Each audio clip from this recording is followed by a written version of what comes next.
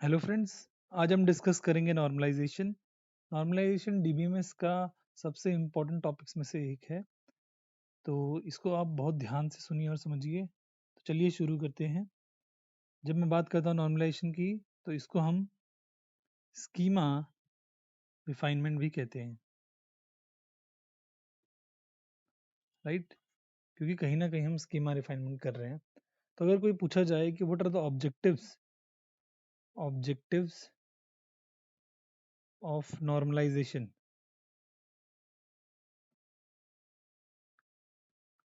तो दो चीज़ें होती हैं इसमें मेन। एक तो मिनिमाइज रिडंडेंसी और दूसरी होती है एलिमिनेट एनोमली, राइट। तो ये दोनों चीज़ें क्या हैं, अभी इन दोनों को हम समझेंगे। तो जब मैं बात करता हूँ मिनिमाइज रिडंडेंसी या एलिमिनेट एनोमली की, तो इसको हम समझते हैं एक टेबल के थ्रू, राइट। जैसे ये टेबल है हमारे पास। इस टेबल में आप देख पा रहे हैं कि हमारे पास ये जो स्टूडेंट का डेटा है, S1 जो स्टूडेंट है, इसकी इंफॉर्मेशन ये देखो आप रिपीट हो रही है, राइट। और ये जो दो कोर्स, ये कोर्स मुझे दिख रहा है सी का कोर्स, ये कोर्स की भी इंफॉर्मेशन रिपीट हो रही है। अब मैं अगर आपसे बोलूँ कि मान लो ये जो स्टूडेंट है, ये पूरे सेमेस्टर में मान लो 60 कोर्स करता है, तो इसकी 60 जगह इंफॉर्मेशन, ये इंफॉर्मेशन रिपीट होने वाली है, राइट। और अगर मान लो मेरे यूनिवर्सिटी में 1000 बच्चे हैं और 1000 के 1000 बच्चे इस कोर्स को एनरोल करते हैं, सी कोर्स को, तो यहाँ पे 1000 एंट्रीज होने वाली हैं। तो वो 1000 एंट्रीज यहाँ रिपीट होंगी, ये सारी इंफॉर्मेशन उन सारी एंट्रीज में रिपीट होने वाली है। तो this is what redundancy is. अब बात करते हैं एनोमली की। तो एनोमली की बात करने से पहले एनोमली के क्लासिफिकेशन जान लेते हैं। पहले बात करते हैं अपडेट एनोमली, फिर उसको एग्जाम्पल से समझेंगे, राइट। तो अपडेट एनोमली, तो मैं अपडेट एनोमली की बात करता हूँ।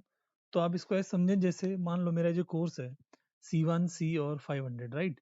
अब इसकी मैंने फीस मान लो मैं 500 से 700 करना चाह रहा हूँ। तो देखो, अब जैसा मैंने आपको बताया था कि यहाँ पे 1000 बच्चे एनरोल्ड हैं कोर्स सी के लिए, राइट।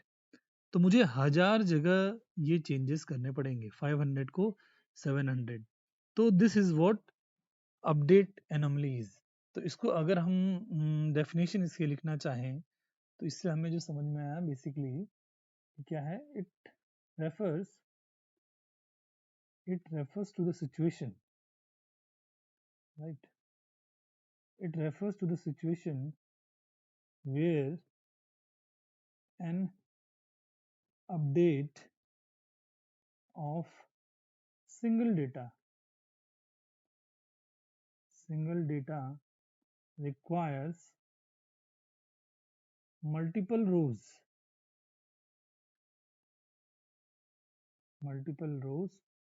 to be updated।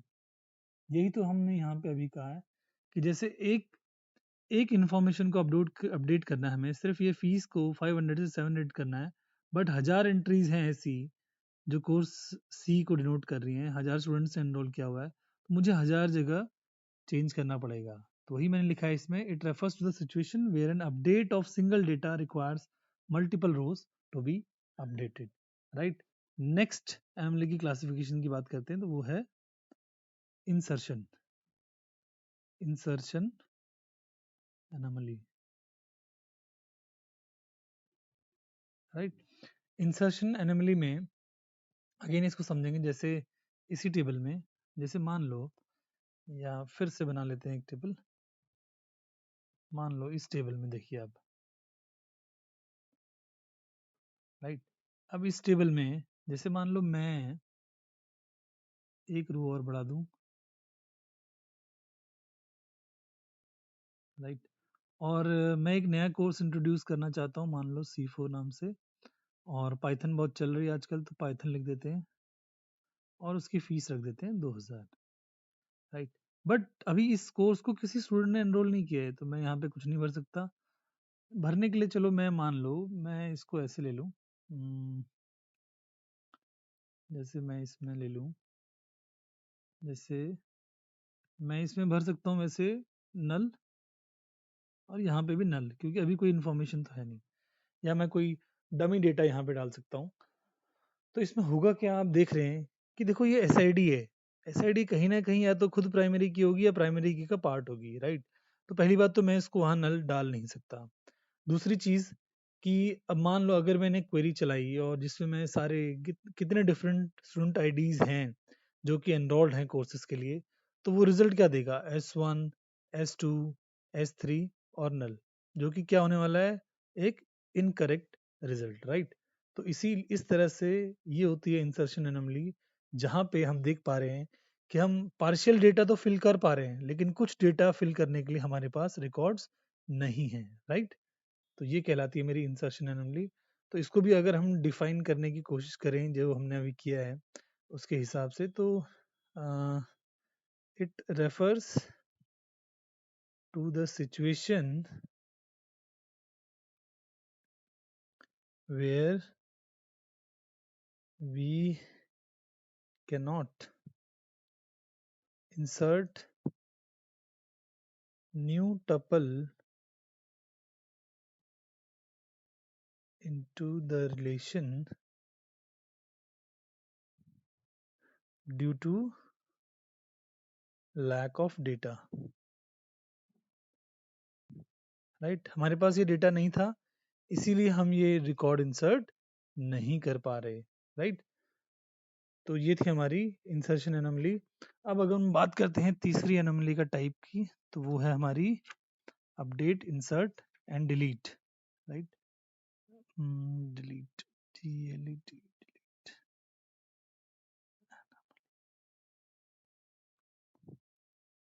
अब जब मैं डिलीट एनोमली की बात करता हूँ, तो मान लो फिर से हम एक टेबल बनाते हैं, राइट, या इसी में देख लेते हैं, इसी टेबल में हमें दिख रहा है, जैसे इसी टेबल में बात करूं, तो इसमें आप देख रहे हो कि अगर मैं मान लो S3 का कोर्स कंप्लीट हो गया, राइट। इस टेबल में देखो S3 का कोर्स कंप्लीट हो गया। अब मैं S3 की इन्फॉर्मेशन डिलीट करना चाहता हूँ इसमें से, तो मैं जैसे ही S3 की इन्फॉर्मेशन डिलीट करूंगा, मान लो मैंने इसको डिलीट कर दिया, तो मेरे पास ये जो कोर्स था C3 DBMS 1000, ये इसकी भी इन्फॉर्मेशन सारी डिलीट हो जाएगी, राइट। तो ये तो मेरा लॉस ऑफ डेटा हो गया, अब मैं बाद में इसे रिकवर भी नहीं कर सकता। तो डिलीट एनोमली बेसिकली यही है कि मैं अगर कोई भी इंफॉर्मेशन को डिलीट कर रहा हूँ तो वो कहीं ना कहीं मेरे अदर इम्पोर्टेंट डेटा को डिलीट कर सकती है। तो इसको अगर मैं डिफाइन करूँ इसी जो सिचुएशन के हिसाब से, तो it refers to the situation where the deletion where the deletion of where the deletion of data results in unintended loss of unintended loss of some other important data, right. जैसे हम यहाँ पे S3 को अगर हम delete करना चाह रहे हैं, S3 ने अगर कोर्स कंप्लीट कर लिया, तो फिर हमारी C3 DBMS इन सब की इंफॉर्मेशन भी साथ साथ डिलीट हो जाएगी, राइट। तो अब ये बेसिकली, अब इससे बचने के लिए हम क्या कर सकते हैं, तो इससे बचने के लिए हम कर सकते हैं क्या, डिकम्पोजिशन। तो हमने क्या किया बेसिकली, हमने removal of redundancy and anomaly को रिमूव करने के लिए हम क्या लगा सकते हैं, डिकम्पोजिशन, राइट। तो डिकम्पोजिशन में हम क्या कर सकते हैं, बेसिकली हम we are going to split the relation, right. अब स्प्लिट द रिलेशन का मतलब क्या है कि हम ये जो रिलेशन हमारे पास था, इसको देखते हैं कंट्रोल। तो ये जो रिलेशन है हमारे पास, राइट, इस रिलेशन को अब हम स्प्लिट करेंगे और देखेंगे कि हम किस तरह से अपने डेटा को कम रिडंडेंट बना सकते हैं, राइट। तो जैसे मैंने क्या किया, इस टेबल को अगर मैं तोड़ूं तो मैं उसे तोड़ सकता हूं कैसे, इसको पहले बना लेते हैं। इसमें डाल दिया हमने CID, सी नेम, यहाँ पे डाल दी फीस और यहाँ पे डाला SID,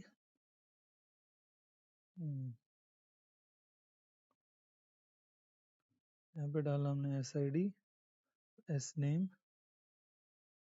और CID। तो यहाँ पे कोर्स आईडी क्या क्या है मेरे पास, C1, C2, C3, C name में C++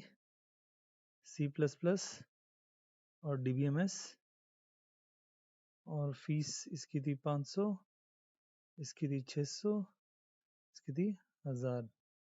यहाँ पे स्टूडेंट में S1, ठीक है, फिर S1 A, C1, C2, फिर S2, फिर S3, S2B, S3B और C1 और C3। तो ये हमारी टेबल बन के आ गई। तो अब देखते हैं इसमें कि हमने जो ऊपर एनोमलीज की बात करी थी, तो वो सारी एनोमलीज इसमें हटी कि नहीं हटी। तो सबसे पहले हमने ऊपर देखेंगे, एक बार बात करी थी अपडेट एनोमली की, जिसमें हम ये 500, आप देख पा रहे हैं, ये C1 का जो कोर्स था, इसको 500 को हमने 700 करना था। तो आप देख पा रहे हैं कि हम इस टेबल में सीधा सिर्फ एक रो को अपडेट करेंगे, इसे 500 से 700 कर देंगे तो हमारा काम हो जाएगा, राइट। इसे 500 से 700 कर देंगे तो हमारा काम हो जाएगा, तो हमें मल्टीपल जगह हमें चेंजेस नहीं करने पड़ेंगे, राइट। अब इंसर्शन एनोमली को देखते हैं। तो इंसर्शन एनोमली में क्या था कि हमें एक नया कोर्स डालना था, राइट। जैसे आप यहाँ पे देख पा रहे हैं, हमें एक नया कोर्स डालना था और ये दोनों इन्फॉर्मेशन भरने के लिए हमारे पास कुछ था नहीं, तो हम वो डाल नहीं पा रहे थे। अब इसमें देखो हम आसानी से नया कोर्स डाल सकते हैं। जैसे मान लो यहाँ पे मैं क्या करूँगा, एक और टपल मैंने ऐड कर दिया, इसको डाल दिया C4, यहाँ लिख दिया पाइथन और यहाँ दे दी फीस 2000, राइट। तो मेरी इंसर्शन एनोमली भी चली गई। अब बात आती है डिलीशन एनोमली की। तो मान लो मैं ये स्टूडेंट की डिटेल S3 ने जो कोर्स वो डाला हुआ था, इसका कोर्स कंप्लीट हो गया और इसकी इन्फॉर्मेशन मैं हटाना चाह रहा था। देखो मैं आराम से यहाँ पे इस S3 की इन्फॉर्मेशन अगर मैं डिलीट कर दूँ तो भी मेरे पास C3 कोर्स की इन्फॉर्मेशन इस टेबल में इंटैक्ट रहेगी। तो मैंने देखा कि किस तरह से मैंने तीनों तीनों जो एनोमलीज थी उनको ओवरकम कर दी। तो बात आती है कि क्या इस अब इन टेबल्स में क्या इसमें इनमें अब कोई रिडंडेंसी नहीं बची। तो आप ध्यान से देखेंगे कि अ, इस टेबल में मुझे कहीं ना कहीं रिडंडेंसी नज़र आ रही है, राइट। तो वो रिडंडेंसी कैसे नज़र आ रही है, आप ये देखोगे कहीं ना कहीं मेरे ये जो स्टूडेंट्स की इंफॉर्मेशन है ये रिपीट हो रही है, राइट। तो ये जो इन्फॉर्मेशन मेरी स्टूडेंट की रिपीट हो रही है, और इसमें चलो अब इसकी एक बार एक चीज़ और, तो इसमें हम देखेंगे कि जो हमारी प्राइमरी की जो होगी, वो अगर प्राइमरी की बात करूँ तो वो CID ही हो सकती है इस टेबल में। और इस टेबल की बात करूँ तो मेरी प्राइमरी की हो सकती है SID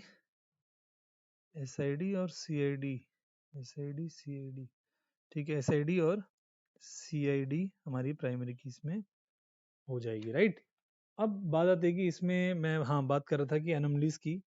तो हाँ इसमें एनोमली स्टिल अगर मैं देखूं तो एग्जिस्ट कर रही है, क्योंकि अगर मैं यहाँ पे ना 10, एक मिनट जरा मैं इसको, चलो कोई नहीं, इसमें से कर देते हैं। इसमें मैं मान लो मुझे S1 ने, जैसे मैंने आपको बोला कि S1 ने आगे 40 कोर्स के लिए और इनरोल कर दिया, इसी टेबल को आगे कंटिन्यूशन समझ लें यहाँ पे, राइट। तो S1 SID एस नेम और CID, राइट।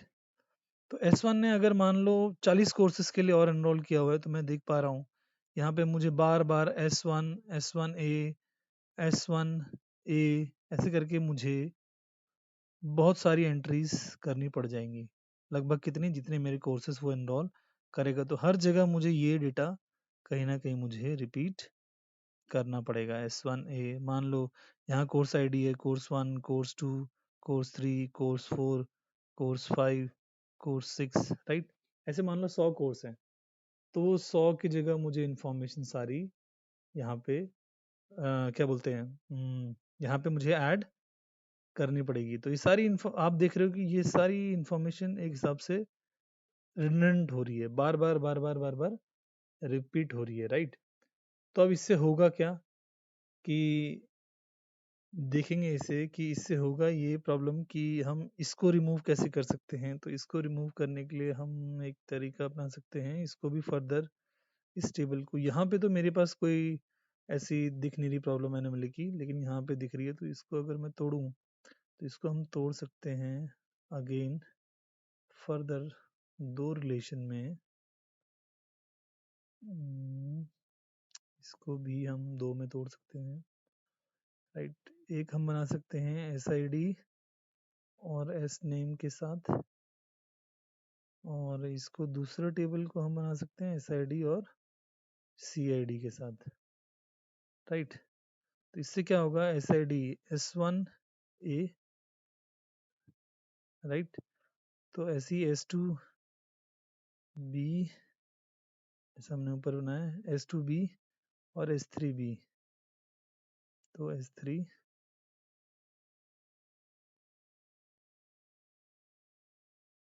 S3B, और यहाँ पे देखोगे आप कि